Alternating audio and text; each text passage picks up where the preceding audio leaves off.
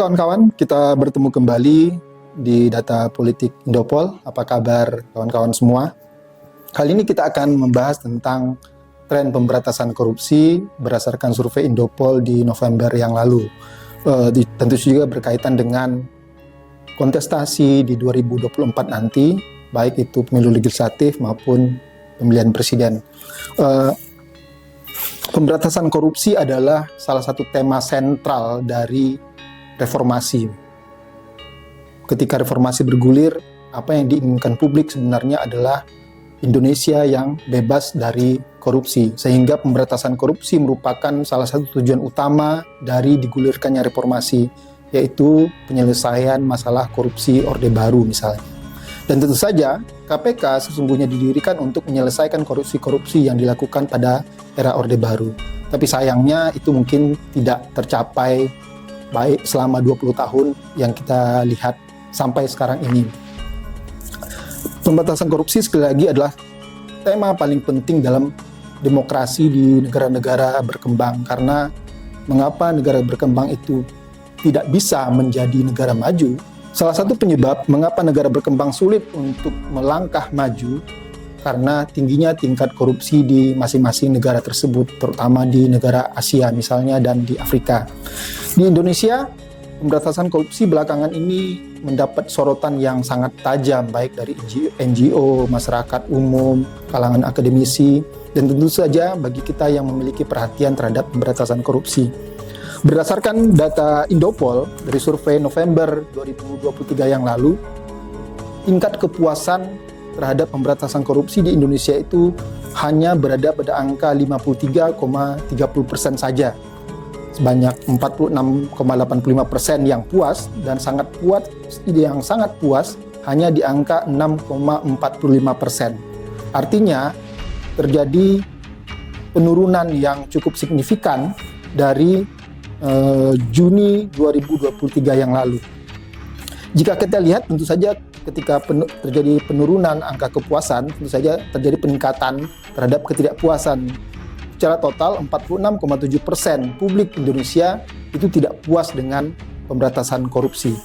Nah, jika kita lihat data kembali dari tren kepuasan pemberantasan korupsi di Indonesia, di Juni 2023 itu angka kepuasan terhadap pemberantasan korupsi sempat mencapai 60,5%.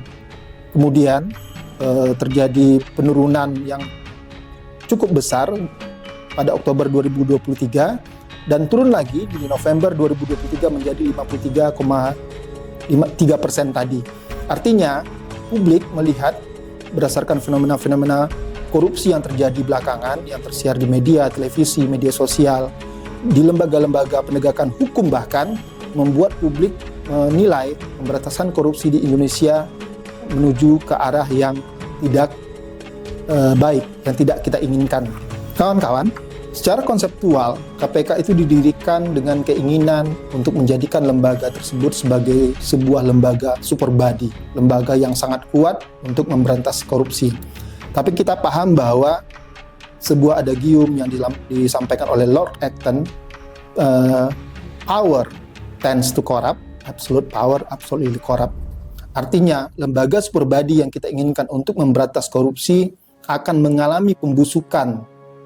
Bahkan, ancaman pembusukan itu tidak datang dari luar, tetapi datang dari dalam lembaga super body itu sendiri. Karena apa? Karena mereka memiliki kekuatan yang absolut. Maksim ini tidak saja berlaku kepada lembaga-lembaga pemerintah, semisal kepresidenan, DPR, Kejaksaan Agung, dan lain-lain.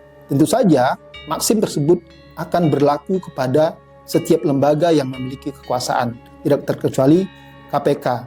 Nah, pembusukan ini mungkin yang bisa kita lihat yang terjadi saat ini. Ketika KPK selama 20 tahun memiliki kecenderungan untuk menjadi lembaga super body, kita melihat kasusnya sekarang, seorang ketua KPK justru terlibat dengan tindakan kriminal yang disangkakan kepada Firly Bahuri, yaitu pemerasan terhadap mantan Menteri Pertanian, Bapak Syahrul Yassin Limpo. Artinya, jika kita melihat saat ini bahwa KPK sebagai lembaga pemberantasan korupsi yang kita harapkan untuk menyelesaikan korupsi Orde Baru, korupsi-korupsi yang ada di pemerintahan, lembaga-lembaga yang dibentuk oleh pemerintah, kita mengalami kekecewaan yang sangat besar. KPK sebagai lembaga yang diharapkan tadi justru memberikan kekecewaan. Tentu saja pemilu 2024 nanti membuka peluang kepada kita semua untuk merevaluasi seperti apa seharusnya pemberantasan korupsi dilaksanakan di Indonesia, diimplementasikan. Tentu saja para calon presiden, calon wakil presiden yang akan berkontestasi di 2024 nanti memiliki visi misi masing-masing terkait dengan pemberantasan korupsi. Pada tanggal 12 Desember mereka akan debat yang dilaksanakan oleh KPU tentang penegakan hukum di Indonesia, tentu saja termasuk dengan pemberantasan korupsi.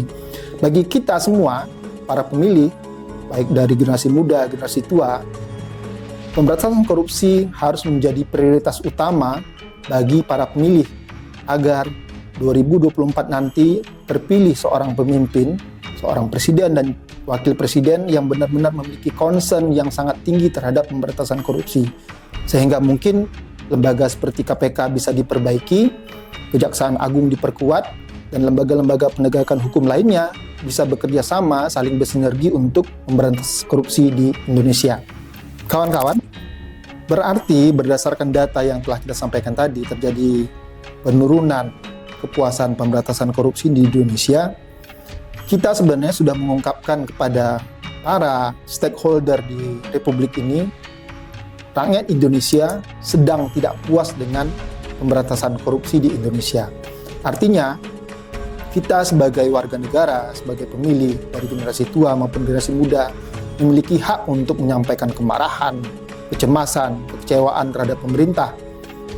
Bagaimana kita menginginkan pemerintah saat ini maupun pemerintah ke depan yang terpilih di 2024 nanti untuk benar-benar memperhatikan pemberantasan korupsi.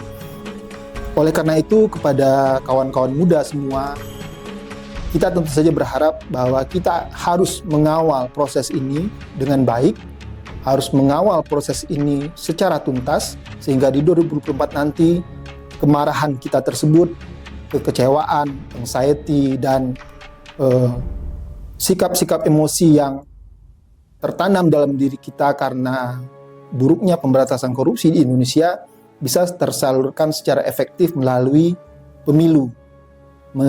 Kita mengambil pilihan-pilihan yang tepat baik pada anggota legislatif maupun 3 pasangan calon yang telah terdaftar di KPU sebagai pasangan capres dan cawapres. Artinya pilihan ini akan mempengaruhi masa depan kita 10-20 tahun yang akan datang. Baik kawan-kawan, silakan berkomentar di channel kami. Jika tidak berkomentar di channel kami, silakan beropini dimanapun, tentu saja secara sehat, secara bermartabat, dan penuh hormat. Mari kita kawal pemilu hingga tuntas 2024 nanti, baik di Pileg, Pilpres, dan Pilkada di akhir tahun 2024 dengan data yang cerdas, masyarakat waras. Terima kasih.